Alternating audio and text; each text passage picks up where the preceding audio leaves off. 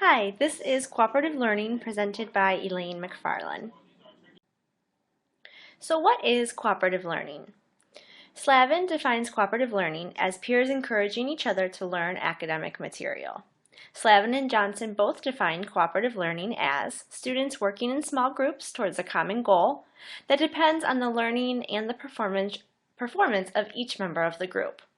The only way that the group can succeed is for all children to learn, and kids encourage each other to learn and do their best under this model. There are many critical elements that teachers who wish to use cooperative learning must follow. The groupings must be equitable and are many times heterogeneous. It's important for teachers to stress to their students that all students are needed and that all students will have an important role to fill within the project or the task. This allows for equitable grouping despite being heterogeneous. Also, teachers and students are aware of the fact that without all students, the task is incomplete. Cooperative learning is designed to require the participation of all students. That is critical. So in this way, students are responsible for each other's learning too. And finally, due to the group nature of cooperative learning and the options that teachers have for assessing students under this model, students who are not fluent in reading and writing English can still excel while also practicing their English. Many teachers might ask, what's the difference between traditional group work and cooperative learning? This slide details the key differences between the two models. Teachers and students alike often complain that under the traditional group work model, one student might take over. And under the cooperative learning model, all students are needed and have a defined role within their group. In fact, each child's participation is required for the group as a whole to successfully complete the project or the task and learn the material. So in this way, students rely on each other and all are responsible for the success of the group.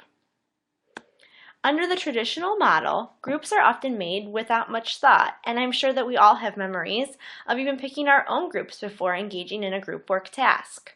Under the cooperative learning model, the teacher is very intentional about how she groups her students. And while the traditional model has many negative connotations, cooperative learning is meant to be a very positive experience. Finally, the traditional model usually culminates in a finished product and a group grade. Under the cooperative learning model, teachers have a range of assessment options that they can choose from, and these options allow teachers to assess each child individually. So, what are the benefits of cooperative learning to support our ELL students? First, language learning requires a healthy noise, regardless of the child's current language abilities. So even those children who are not yet comfortable speaking need to be able to hear the language in authentic ways.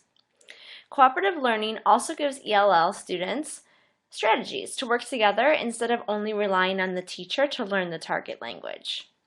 Additionally, cooperative learning allows for authentic use of the target language. This is really important. Students under this model can speak, listen, read, and write, as well as watch those other students in the class doing the same things. This helps promote comprehension as well as production among ELLs. And since the groupings are typically heterogeneous, students speak and learn from each other throughout the whole cooperative learning process. Next, I'd like to go over some considerations for helping our ELLs learn content as well as language. How can cooperative learning help them to do this? So first, teaching others helps to reinforce the concept for the student who is teaching. Next, this process promotes collaboration, elaboration, and application, which is shown to help retain whatever material it is that the student is currently working on, and it can as well help them learn the language. And finally, cooperative learning is a positive way to create an environment that students can thrive in, both academically and socially. So regardless of the ELL's current abilities, they're able to work at their level and succeed under this model. And this, of course, can greatly benefit our students who are learning English as a second language, because they need to learn not only the content but also the language. Under the cooperative learning model, ELL students are able to work on both simultaneously. So how can you as a teacher incorporate cooperative learning into your own classroom? Teachers can use these suggested strategies to implement cooperative learning into their classroom.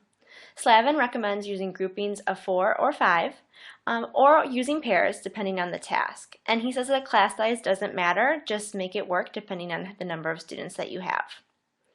Under the jigsaw method, this is another strategy that you can use. Each child might be responsible for reviewing or reading a certain document, video, or other text. Then they bring their newfound knowledge of that text and share it with the group.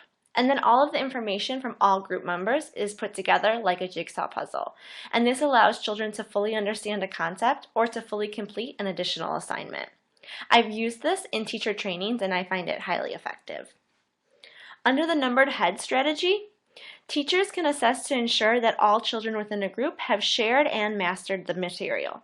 Children count off and have a number. If their number is called, they must answer the question even if that question doesn't refer to the specific role that they had within their group. And this again ensures that all children share and learn the content within the group. Using the placemat strategy, a group will have a placemat and each child will write their notes on the corner of the placemat. As a group then, at the end, each child shares what they wrote.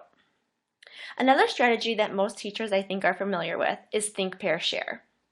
And then again for ESL students, multiple sources encourage incorporating movement and music into cooperative learning. So in conclusion, cooperative learning impacts self-esteem and motivation among students. It also promotes social emotional growth and language acquisition in a supportive way. It's shown through the research to improve academic performance for all students. And again, for ELLs, it promotes learning both language and content simultaneously.